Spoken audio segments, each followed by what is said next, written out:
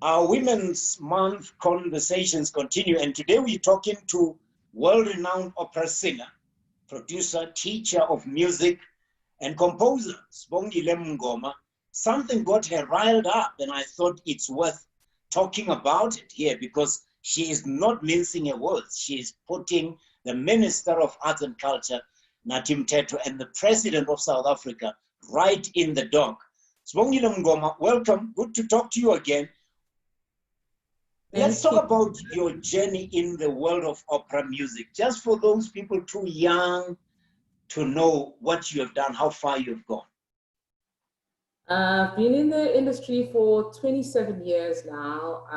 I've sung in South Africa, I've sung in America, I've sung in France, Italy, Asia. I've sung basically all over the world, and I've sung with Pavarotti. I've sung for an audience of 33,000 in Amsterdam.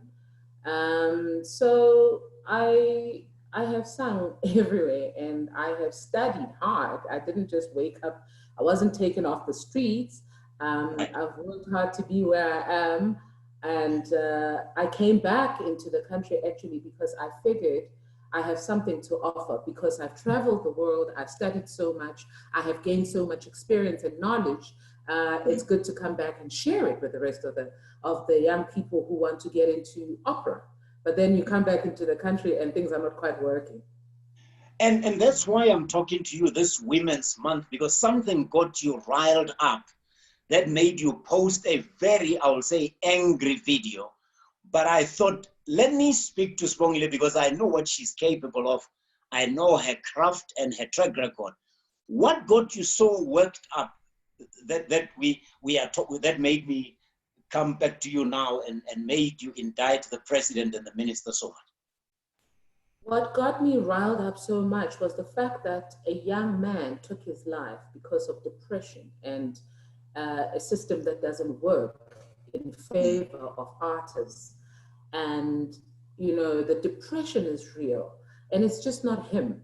You know, on the video, I even mentioned Ujaba, WHP, yes, because the depression is real. It touches on so many artists' lives. And that's what got me riled up, because I felt personally the pain of the depression that pushes someone to a point of taking their own lives. Because I've been depressed. I've been in a position where I felt that I couldn't cope anymore. I've been destitute. I've been homeless. I know what that feels like. But why do you think it is the fault of the Minister of Arts and Culture and the President? What is it that they should or could have done that you feel they are not doing? Okay, simple. The one thing they could have done in this particular instance is to make sure that the relief fund for COVID-19 gets to all the artists. Because you see, we are freelancers. And the truth of the matter is you have a lockdown and people are asked to apply, and the conditions for the applications are so stringent, it's actually impossible to apply. You know you don't qualify before you even try to fill out a form, because you know that it's not going to happen. They're not going to give you that relief funding.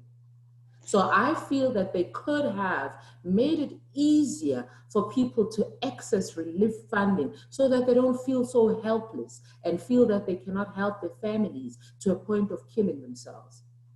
Which aspects of the process for applying for this relief are you most uncomfortable with? I'm uncomfortable with the fact that the minister and the president and the rest of the officials are not taking into cognizance the fact that the paperwork on its own, just because of the history of the system doesn't work. First of all, sort out the system before you start asking people for paperwork.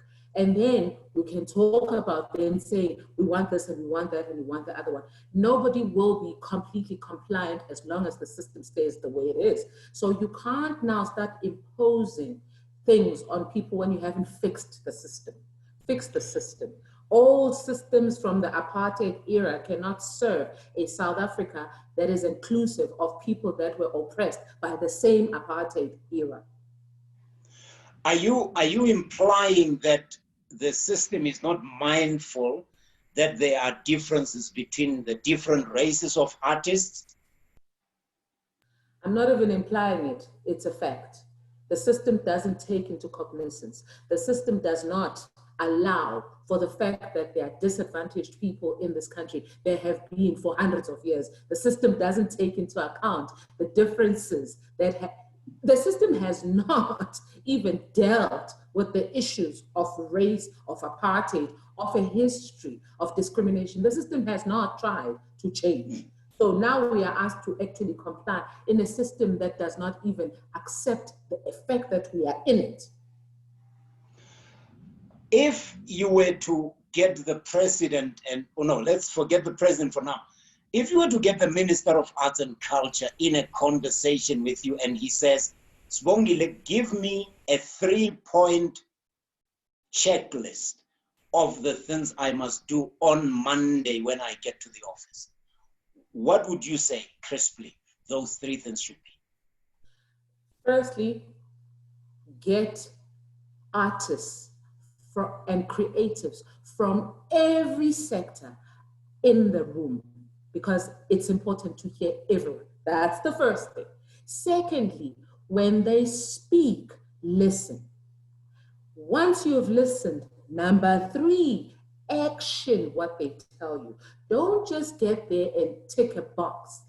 Get in there to get something and do something about it. That's where we need to go. We can't be having 1, 2, 3, and then you say tick, tick, tick, because now you're thinking you can plagiarize what I say. No, get the artists in there, listen to them, and then action what they tell you. What are you implying? Are you saying that the minister is speaking to the wrong people?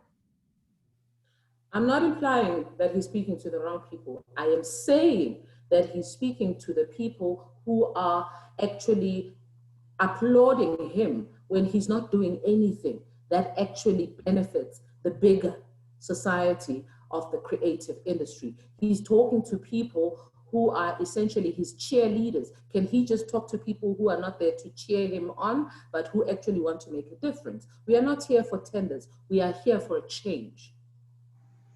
Are the artists, if we can stick to the opera subsector, organized sufficiently to be able to be heard by people like the Minister of Arts and Culture, Nathi Mthethwa, or the President of the Republic of South Africa? I believe the opera fraternity is very well organized. The thing about it is that it is marginalized because there are gatekeepers who have been in the space for too long, and they don't want anybody else to come in because it's comfortable for them to be the only ones who benefit. So they will keep everybody else out because it doesn't feed their egos or their pockets or whatever it is that they're doing. Okay, Sibongile Mngoma, I would like to talk more about this and particularly the elements of the opera business in South Africa. But thank you for now for sharing your views and your frustrations with us. I will make sure that I share this as widely as possible so that the people that are able to make decisions can take the right action. And I hope you'll be available to participate in further conversations.